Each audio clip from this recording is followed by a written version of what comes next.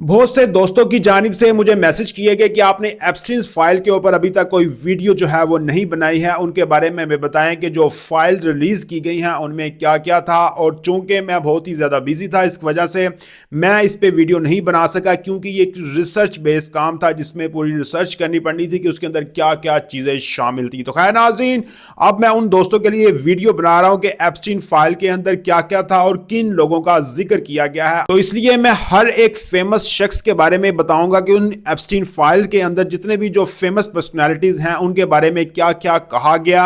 National wise जो लोग थे, लाइक जो एक्टर्स वगैरह हैं या जो दूसरी पर्सनालिटीज हैं, उनके बारे में तो नहीं बताऊंगा, लेकिन जो फेमस पर्सनालिटीज हैं इंटरनेशनली, उनके बारे में मैं आपको एक एक शख्स के बारे में बताऊंगा कि उनके बारे में क्या क्या था। तो सबसे पहले अगर हम बात करते हैं तो सबसे पहला नाम आता है हमारे पास डोनाल्ड जे ट्रंप का। डोनाल्ड जे ट्रंप का जो नाम था वो इस फाइल्स में बहुत ही ज्यादा मरतबा आया, तकरीबन 1000 से भी ज्यादा इसमें नाम आया गया है। और मिसाल के तौर पर अगर हम बात करते हैं ब्रेट रेंटर की, जिसने जो ट्रंप की बीवी है मेलानिया ट्रंप की एक नई डॉक्यूमेंट्री बनाई है, इनका नाम भी उन फाइल्स के अंदर आया है और इसे एप्स्टीन के साथ एक कम उम्र लड़की के साथ देखा गया है। तो क्या वो कम उम्र लड़की मेलानिया भी हो सकती है, क्योंकि उसका चेहरा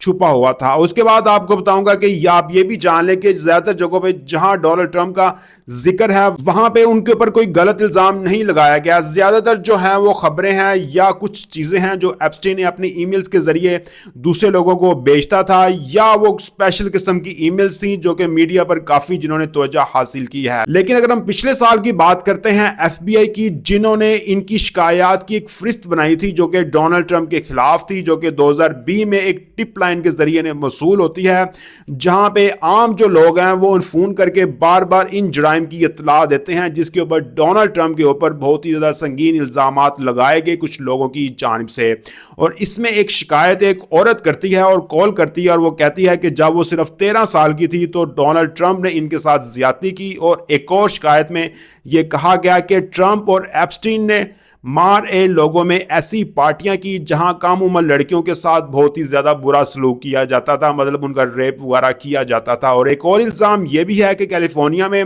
ट्रंप के गुल्फ कोर्स यानी 1995 से 96 के दौरान इंसानी स्मगलिंग के नेटवर्क का मरकज था जो डोनाल्ड ट्रंप का गुल्फ कोर्स था। और डोनाल्ड ट्रंप की ये जो स्मगलिंग होती थी ये इन एप्स्टीन के जरिए सारी की सारी होती थी और वहां से कुछ लड़कियां लापता हुई और वो लड़कियां थी वो एप्स्टीन के जो आइलैंड है वहां पे ये स्मगलिंग उनकी की गई। और अगर हम बात करते हैं कि फाइलों में एक मुतासरा लड़की के साथ साथ एक FBI के इंटरव्यू का जिक्र भी मौजूद है, जिसमें यह कहा गया है कि ग्लेन मैक्सवेल ने इसे एक पार्टी में डोनाल्ड ट्रंप से मिलवाया और कहा कि वो लड़की जो है वो इसके लिए दस्तयाब है। लेकिन अहम बात यह है कि FBI के मुताबिक अभी तक ये जो इल्जामात लगाए गए हैं डोनाल्ड ट्रंप के ऊपर, इसकी कोई तस्दीक नहीं हुई है और ये बगैर सबूत के इल्जामात हैं, इनके बारे में अभी तक उन्हें कोई सबूत नहीं मिला है। लेकिन मैं आपको कहूंगा कि हर शख्स खुद इन हकायक को पढ़े और उसके बाद एक शख्स के ऊपर कोई ना कोई इल्जाम लगाए।